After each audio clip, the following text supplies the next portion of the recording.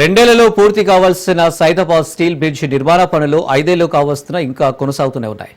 ప్రజలు ట్రాఫిక్ సమస్యల పరిష్కారం కోసం నిర్మిస్తున్న స్టీల్ బ్రిడ్జ్ నిర్మాణ పనులు ఏళ్ల పాటు సాగుతూ ప్రజలకు మరిన్ని ట్రాఫిక్ కష్టాలను మిగులుస్తుంది. దీంతో అధికారుల తీరు కొండనాలికకు మందేస్తే ఉన్ననాలిక ఓడినట్టు తయారైంది. 2020 జూలైలో అప్పటి రాష్ట్ర మంత్రి కేటీఆర్ ఇక్కడ నిర్మాణ పనులు ప్రారంభించారు. 2 ఏళ్లలో నిర్మాణం పూర్తవుతుందని ఆయన అప్పుడే బహిరంగంగానే ప్రకటించారు. అయినా ఇప్పటికీ సైదాబాద్లో స్టీల్ బ్రిడ్జ్ నిర్మాణం పూర్తి కాలేదు. ఇక్కడి ఆలయ వివాదం కారణంగా నిలిచిపోయిన నిర్మాణ పనులు మళ్లీ ఎప్పుడు మొదలవుతాయో చెప్పలేని పరిస్థితి ఏర్పడింది.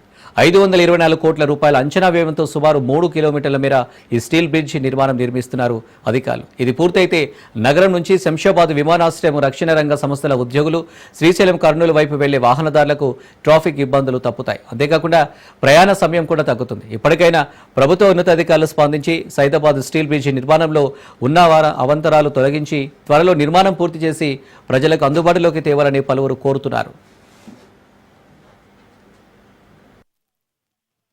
గతంలో బీఆర్ఎస్ ప్రభుత్వము, ఇప్పుడు కాంగ్రెస్ ప్రభుత్వము, ఈ రెండు కూడా గ్రేటర్ హైదరాబాద్ ను అభివృద్ధి పరచడంలో పూర్తిగా విఫలమైంది.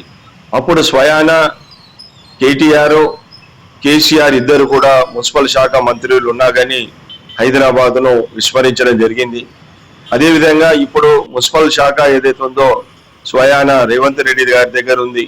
అయినా రేవంత్ రెడ్డి గారు కూడా విఫలమైనారని చెప్పవచ్చు. మన యొక్క కేంద్ర ప్రభుత్వం ద్వారా అనేక రకాలుగా హైదరాబాద్కి ఏదైతే ఉందో కేంద్ర నిధులు వస్తున్నాయి. సంవత్సరానికి దాదాపుగా 1000 కోట్ల రూపాయలు వస్తున్నాయి. ఒక్క ప్రధానమంత్రి ఆవాస్ యోజన కిందనే 849 కోట్ల రూపాయలు రావడము, అదేవిధంగా మిగతా ప్రతి దాంట్లో కూడా కేంద్రం యొక్క భాగస్వామ్యం ఏదైతే ఉందో అమృత్ సిటీలో భాగంగా హైదరాబాద్కు దక్కడం అనేది జరుగుతుంది. కానీ ఈ ప్రభుత్వం ఏదైతే ఉందో గ్రేటర్ హైదరాబాద్ను సరి అయినటువంటి ప్రణాళిక ద్వారా మెగా ప్రాజెక్ట్స్ నిర్మించి డెవలప్మెంట్ చేయడంలో విఫలమైంది. హైదరాబాద్ లో నిర్మిస్తున్న స్టీల్ బ్రిడ్జ్ హైదరాబాద్ నుంచి దాదాపు సంతోషాల దాకా స్టీల్ బ్రిడ్జ్ నిర్మిస్తుంది. ఈ యొక్క స్టీల్ బ్రిడ్జ్ నిర్మాణము 2020లో కేటీఆర్ సమక్షంలో జరిగింది. ఈ దాదాపు 4 ఏళ్ళు పూర్తి అయిపోయింది. ఇప్పుడు 5వ ఏళ్ళలో ప్రవేశిస్తున్నాము.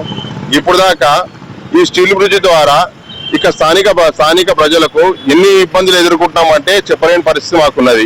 ఎప్పుడైతే స్టీల్ బ్రిడ్జ్ నిర్మాణం మొదలైంది అప్పుడు ల్యాండ్ ఎక్విజిషన్ అయితే చేసిరో, ల్యాండ్ ఎక్విజిషన్ చేసిన సమయంలో ఫస్ట్ ల్యాండ్ ఎక్విజిషన్ అయిపోయినాక పని మొదలెట్టాలి, కానీ ల్యాండ్ ఎక్విజిషన్ కాకముందే పని మొదలుపెట్టి ఇక్కడ ఉన్న స్థానికులకు ఇబ్బంది పెట్టడం జరుగుతుంది. ఇంకో విషయము, మళ్ళీ మున్సిపల్ డ్రైనేజ్ ఏదైతే సిస్టమ్ ఉందో ఆ సిస్టమ్ ఫస్ట్ ఆఫ్ ఆల్ పూర్తిగా దాన్ని రెక్టిఫై చేయకముందే పనులు మొదలెడితే రేపన్నాడు ఇప్పుడు రైనీ సీజన్స్ మొదలు కాబోతుంది. ఈ రైనీ సీజన్ లా పబ్లిక్ కి నానా అవసరాలు జరుగుతాయి. ఒక యూటర్న్ తీసుకోవాలన్నా కూడా యూటర్న్ కి ఇబ్బంది ఉన్నది.